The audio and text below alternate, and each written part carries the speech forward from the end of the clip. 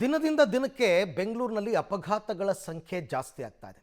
ಅದರಲ್ಲೂ ಬೆಂಗಳೂರಿನ ring road ಇದೆಯಲ್ಲ, ಈ ರಿಂಗ್ ರೋಡ್ ಅಪಘಾತಗಳ ಹಾಟ್ ಸ್ಪಾಟ್ ಆಗ್ತಾ ಇದೆ. ಯಾಕೆ ಅಂತಂದರೆ ಅವೈಜ್ಞಾನಿಕ ಸ್ಪೀಡ್ ಬ್ರೇಕರ್ಗಳು, ಇದರಿಂದ ವಾಹನ ಸವಾರರು ಕಂಗಾಲಾಗಿದ್ದಾರೆ. ಅಪಘಾತಗಳಾಗ್ತಾ ಇರೋದೇ ಈ ಅವೈಜ್ಞಾನಿಕ ಸ್ಪೀಡ್ ಬ್ರೇಕರ್ಗಳಿಂದ ಅಂತ. ಈ ಕುರಿತಂತೆ ಒಂದು ರಿಪೋರ್ಟ್ ಇದೆ, ನೋಡೋಣ ಬನ್ನಿ. ಮೃತ್ಯುಕೂಪವಾದ ಬೆಂಗಳೂರಿನ ರಿಂಗ್ ರೋಡ್. ಗೊರಗುಂಟೆಪಾಳ್ಯ ಟು ನಾಯಂಡಹಳ್ಳಿಯಲ್ಲಿ ಸರಣಿ ಆಕ್ಸಿಡೆಂಟ್. ರಿಂಗ್ ರೋಡ್ ಫ್ಲೈಓವರ್ನಲ್ಲಿದೆ ಡೆಡ್ಲಿ ಹಂಪ್ಸ್ಗಳು.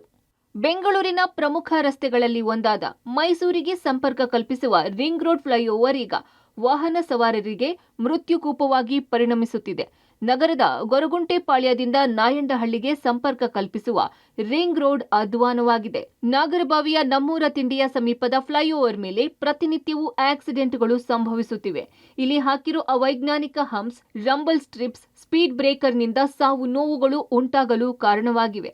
ವಾಹನಗಳ ವೇಗವನ್ನು ತಡೆಯಲು ಹಾಗೂ ವೇಗ ನಿಧಾನಗೊಳಿಸಲು ರಸ್ತೆಗಳಲ್ಲಿ ಸ್ಪೀಡ್ ಬ್ರೇಕರ್ಗಳನ್ನು, ರಂಬಲ್ ಸ್ಟ್ರಿಪ್ಗಳನ್ನು ಹಾಕಿದ್ದಾರೆ. ಆದರೆ ಈ ಹಂಪ್ಗಳಿಂದ ಅನೇಕ ಆಕ್ಸಿಡೆಂಟ್ಗಳು ಸಂಭವಿಸುತ್ತಿವೆ.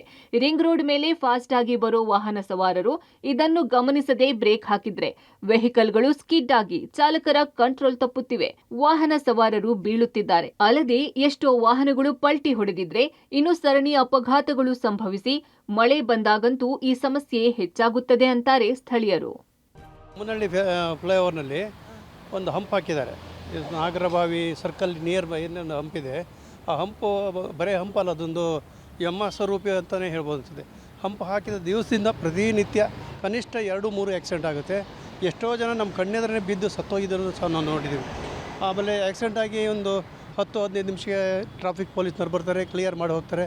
ಇನ್ನು ಕೆಲವರು ಅವರವರೇ ಅಡ್ಜಸ್ಟ್ ಮಾಡ್ಕೊಂಡ್ಬಿಟ್ಟು ಹಾಗೆ ಹೊರಟೋಗ್ತಾರೆ. ಟೂ ವೀಲರ್ನವ್ರು ಎಷ್ಟೋ ಜನ ಬಿದ್ದು ಪಾಪ ಮಕ್ಕಳಿಗೆ, ಹೆಂಡತಿಗೆ ಭಾಳ ಗಾಯ ಆಗಿದ್ದು ನಾನು ನೋಡಿದ್ದೀನಿ. ಇದೊಂದು ಭಾಳ ಅವೈಜ್ಞಾನಿಕವಾಗಿ ಈಗಾಗಲೇ ನಾನು ಸುಮಾರು ಸರಿ ಇದನ್ನು ಪಬ್ಲಿಕ್ನಲ್ಲಿ ನನ್ನ ವಾಟ್ಸಪ್ನಲ್ಲಿ ಪೋಸ್ಟ್ ಮಾಡಿದ್ದೀನಿ, ಫೇಸ್ಬುಕ್ಕಲ್ಲಿ ಪೋಸ್ಟ್ ಮಾಡಿದ್ದೀನಿ. ಯಾರೂ ಇದರ ಬಗ್ಗೆ ಕ್ರಮ ಕೈಗೊಳ್ತಿಲ್ಲ. ಇನ್ನು ಸ್ಪೀಡ್ ಬ್ರೇಕರ್, ಹಂಪ್ಸ್ ಇರೋ ಬಗ್ಗೆ ಯಾವುದೇ ಸೂಚನಾ ಅಥವಾ ಎಚ್ಚರಿಕೆಯ ಫಲಕಗಳು ಈ ರಸ್ತೆಯಲ್ಲಿ ಇಲ್ಲ. ಜೊತೆಗೆ ಬಿಳಿಯ ಪಟ್ಟಿಗಳ ಮೇಲೆ ಲೈಟ್ ಅಳವಡಿಕೆ ಮಾಡಿಲ್ಲ. ಹೀಗಾಗಿ ಅಪಘಾತಗಳ ಪ್ರಮಾಣ ಹೆಚ್ಚಾಗಿದೆ. ಪ್ರತಿನಿತ್ಯವೂ ಆಗುತ್ತಿರೋ ಆಕ್ಸಿಡೆಂಟ್ಗಳಿಂದ ಸ್ಥಳೀಯರು ರೋಸಿ ಹೋಗಿದ್ದಾರೆ.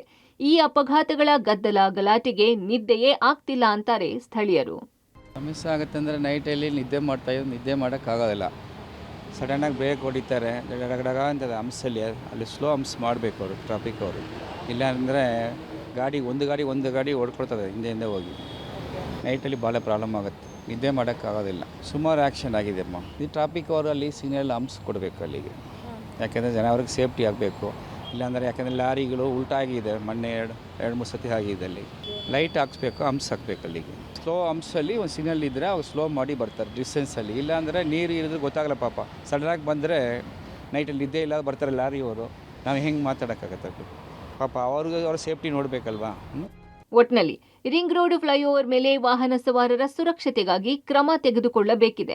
ಎಚ್ಚರಿಕೆ ಫಲಕಗಳು ಹಾಗೂ ಲೈಟ್ಗಳನ್ನು ಅಳವಡಿಸಿ ಎಚ್ಚರಿಸುವ ಕೆಲಸ ಬಿಬಿಎಂಪಿ ಹಾಗೂ ಸಂಚಾರಿ ಪೊಲೀಸರಿಂದ ಆಗಬೇಕಿದೆ. Aruna Shiraguppi, public TV, Bengaluru.